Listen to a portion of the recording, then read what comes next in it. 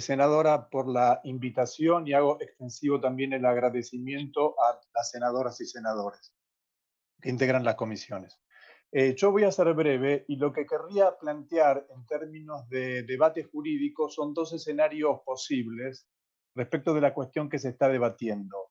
El primer escenario es interpretar que el decreto que dictó en su momento el expresidente Macri, cuando estableció el porcentaje que le corresponde a la ciudad de Buenos Aires, ya sea el decreto sobre el 3,75 o luego el decreto que redefinió ese porcentaje en 3,50%, es un acto legítimo. Ese es el primer escenario. Y el segundo escenario es interpretar que el decreto, estos mismos decretos que dictó en su momento el expresidente Macri son actos ilegítimos. Cuando uno analiza el decreto dictado por el presidente Fernández o los fundamentos del proyecto de ley que se está discutiendo actualmente en esta Cámara, parten justamente de que el decreto dictado en su momento por el expresidente Macri es un decreto ilegítimo porque según esa mirada no está fundado o atribuyó un porcentaje desproporcionado a la ciudad. Para avanzar en estos dos escenarios, quiero aclarar también en términos de contexto que desde mi punto de vista el artículo 75 de la Constitución Nacional prevé tres escenarios. Uno, que es el escenario más complejo de la redefinición de la coparticipación primaria y secundaria, que debe hacerse a través de una ley convenio. Otra hipótesis es cuando a través de una ley especial se le atribuye a fondos coparticipables una asignación específica. Y el tercero, que es el que nos convoca, creo, en el día de hoy, es cuando, en el marco de la distribución primaria de los recursos coparticipables, la Nación transfiere a las jurisdicciones, en este caso a la Ciudad de Buenos Aires, servicios, funciones y, consecuentemente, recursos.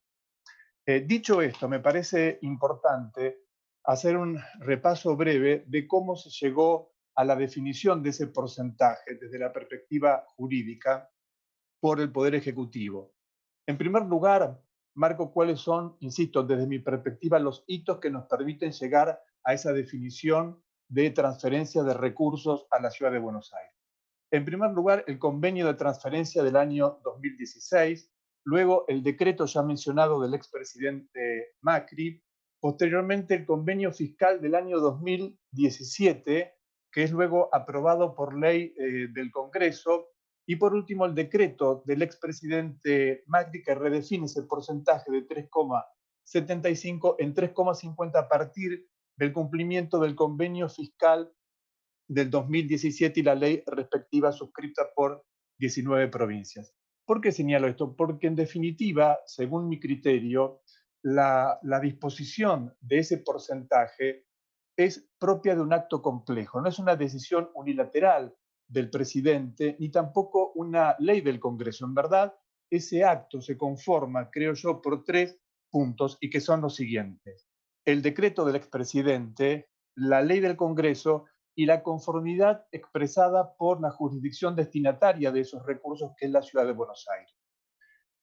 Planteo esto porque si nosotros queremos desandar ese camino y modificar ese porcentaje de coparticipación, tenemos que construir esa decisión con los mismos hitos que se construyó en su momento, la decisión estatal por la cual se le atribuyó a la jurisdicción de la Ciudad de Buenos Aires el 3,50%. Es decir, que es posible modificar ese porcentaje, pero para ello es necesario no solo un decreto del presidente o una ley del Congreso, sino además el consentimiento de la jurisdicción. Y mientras la Ciudad de Buenos Aires no preste ese consentimiento, no es posible, creo yo, modificar el porcentaje. ¿Qué ocurriría? Ahora planteo el otro escenario. Si interpretásemos que el decreto que en su momento dictó el expresidente Macri, que como ya dije, en verdad no es un decreto, sino que es un acto complejo, compuesto por el decreto, la ley y el propio consentimiento de la ciudad. Pero si creyésemos que es un acto ilegítimo, en ese contexto, para modificarlo, no es suficiente con un decreto, ni siquiera con una ley, sino que el Estado Nacional tendría que iniciar una acción de lesividad para que la Corte Suprema declare ilegítimo el decreto dictado en su momento por el presidente Macri. ¿Por qué? Porque aquí lo que se plantea es un conflicto eventualmente entre dos principios jurídicos. Uno es el principio de legalidad. Según el Poder Ejecutivo actual, interpreta que el decreto anterior es un decreto ilegítimo y que por tanto debe restablecer la legalidad. Pero por el otro, los derechos adquiridos por parte de la Ciudad de Buenos Aires. Para poder dirimir este conflicto o supuesto conflicto entre el principio de legalidad, por un lado, y los derechos adquiridos de la ciudad, por el otro, el sistema jurídico lo que prevé es la posibilidad de que se inicie una acción judicial, como planteé anteriormente, una acción de lesividad que tiene por objeto declarar eventualmente por parte de los jueces la nulidad del decreto dictado por el presidente Macri. Entonces, en síntesis, desde mi mirada, para poder modificar ese porcentaje es necesario el consentimiento de la jurisdicción destinataria o eventualmente una decisión judicial. Pero en cualquier caso, insisto, no es posible, según mi criterio, modificarlo sin conformidad o resolución judicial. Este punto, que es un punto más procedimental o procesal y que se construye, creo yo, a partir de un principio jurídico básico como es el paralelismo de la forma. Así como construimos una decisión a través de tres hitos, debe de construirse a través de esos tres hitos. Quiero completar con esto un análisis más sustantivo, en el sentido que modificar ese porcentaje es una cuestión sumamente delicada porque está vinculado a la autonomía de la jurisdicción, sea la Ciudad de Buenos Aires o cualquier otra. Y esa autonomía se vincula a su vez con los servicios o funciones de cada jurisdicción y, como se dijo anteriormente, también con los derechos individuales y los derechos sociales y la progresividad y no regresividad de esos derechos que ya han sido incorporados. Y además, en caso de que se redefine ese porcentaje, también debe hacerse, creo yo, según la mirada constitucional que establece los principios básicos de equidad y de igualdad, pero en tal caso no es posible solo comparar los recursos de la ciudad con la provincia, sino comparar los recursos de todas las jurisdicciones para construir una verdadera equidad entre estos. Un aspecto que me interesa también importante marcar en relación al proyecto de ley es que establece no un porcentaje, sino un monto de asignación de recursos.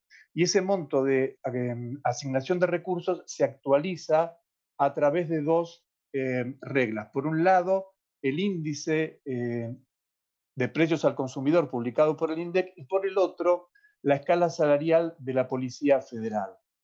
¿Cuál es el punto, desde mi perspectiva, objetable?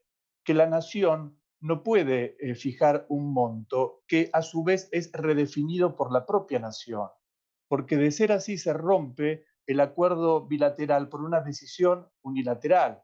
En la medida en que ese monto y su actualización dependa de una decisión unilateral, o sea, de una de las partes, como es la nación, a través de la fijación de la escala salarial de la Policía Federal, se desnaturaliza el carácter de acuerdo de dicho convenio o eventual convenio. Por último, creo que también debiera repensarse el decreto en estos términos. En verdad, la convocatoria es en relación a un proyecto de ley, pero el proyecto de ley se apoya en el decreto dictado en su momento por el Poder Ejecutivo. Y en este caso, el Poder Ejecutivo asigna recursos a una jurisdicción, la provincia de Buenos Aires, sin transferencia de servicios.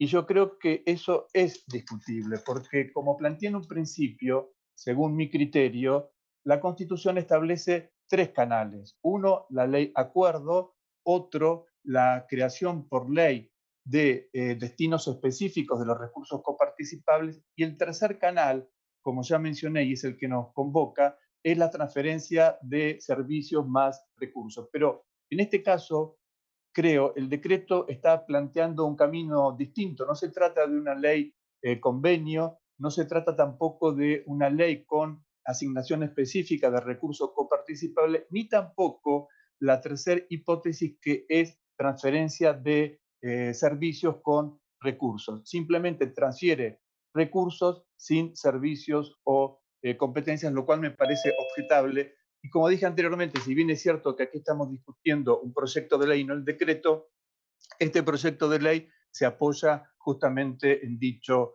decreto. En síntesis, creo que una vez asignados recursos, si esa asignación es legítima, debe reverse con la participación o consenso necesario de la jurisdicción beneficiaria. Y aún en la hipótesis en que nosotros interpretásemos que esa atribución ha sido ilegítima, incorrecta desde el punto de vista legal, el camino de revisión es una acción judicial iniciada por el propio Estado nacional